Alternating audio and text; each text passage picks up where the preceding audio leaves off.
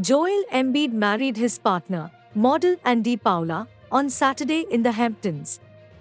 Earlier this month, the 76-year standout mentioned at the Uninterrupted Film Festival that he would be getting married.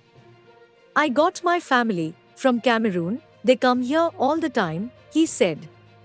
"I'm getting married next week, so they're going to all come, and they're all going to be here and going to eat some good food."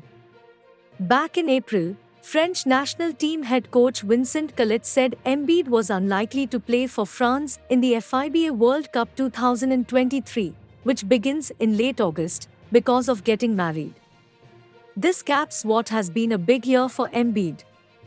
After finishing as runner-up in back-to-back seasons, the center was named the 2022-19-23 NBA MVP. He became the first Sixer to win the award since Hall of Famer Allen Iverson and only the fifth MVP in franchise history.